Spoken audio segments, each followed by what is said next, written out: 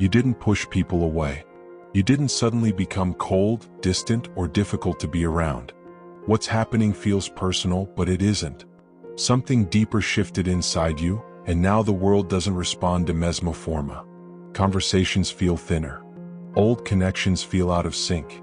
Places that once felt familiar now feel strangely hollow. And in the middle of all this, one question keeps surfacing, quietly but insistently. Why does it feel like people are leaving? This experience is far more common than most people admit. And yet, almost no one talks about it honestly. Because when people drift away, the first instinct is self-blame. You start wondering what you did wrong, what changed, what part of yourself you should fix to make things feel normal again. But what if this isn't about fixing anything? What if what you're feeling is not a failure of connection, but a consequence of awareness? When something inside you begins to wake up, slowly, quietly, without fireworks, it doesn't announce itself. It simply changes what you can tolerate. You begin to notice the subtle agreements that once held your relationships together. The unspoken need for approval, the performance of identities, the routines built more on habit than truth. None of this is wrong. It's human. But once you see it, you can't unsee it. And that's when the separation begins, not because you reject people, but because you're no longer fueled by the same attachments. Most relationships are not built on conscious choice. They're built on shared needs. The need to belong. The need to be validated. The need to not feel alone with one's own thoughts. These needs are not weaknesses. They're survival mechanisms. But as awareness deepens, those mechanisms loosen their grip. You don't crave the same emotional exchanges. You don't react the same way to social pressure. You don't feel the same urgency to explain yourself. And from the outside, this looks like distance. From the inside, it feels like silence. This is where many people confuse solitude with loneliness. Loneliness feels like lack. It feels heavy, anxious, incomplete. Solitude, on the other hand, feels spacious. It feels grounded. It doesn't demand anything from you. When people start leaving, or when it feels like they are, it's often because you're entering a phase where solitude becomes necessary. Not as escape, but as integration. Your nervous system is recalibrating. Your inner world is reorganizing.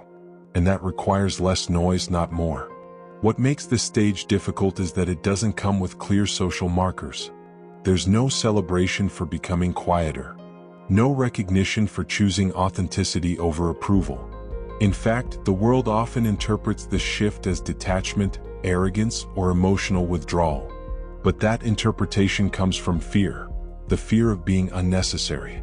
Because when you no longer need constant validation, some people don't know how to relate to you anymore. And so they drift. Some slowly, some abruptly, some without explanation. Not because you hurt them, but because the role you played in their life no longer exists. And that can be unsettling, for them and for you. You may grieve these connections even while knowing they no longer fit.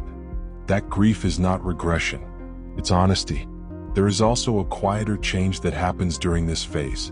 You may notice that you speak less, that you explain yourself less, that you feel less compelled to convince others of what you've seen or understood. This isn't apathy. It's discernment.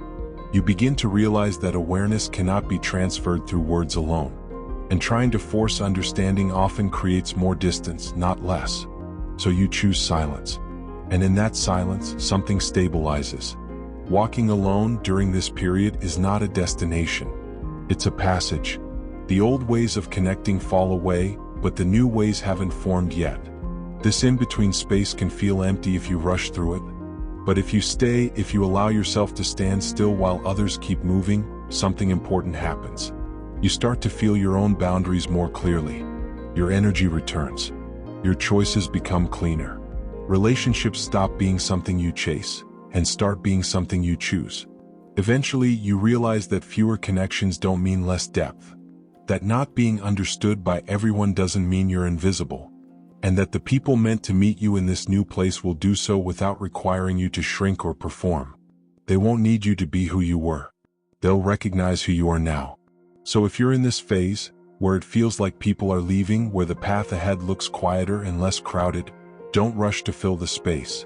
Don't assume something is wrong with you. And don't mistake clarity for loss. This may be the moment where you stop living as a reaction to the world and begin living from presence. People may be leaving, but what's emerging is something more honest. And for the first time, you're not walking away from yourself to keep others close. You're standing still long enough to see what remains. If this is resonating with you, tell me in the comments. Have you been feeling more distant lately, or more clear? And if you want more videos like this, subscribe, because we're going deeper into the real stages of awakening, the parts people don't talk about but almost everyone experiences.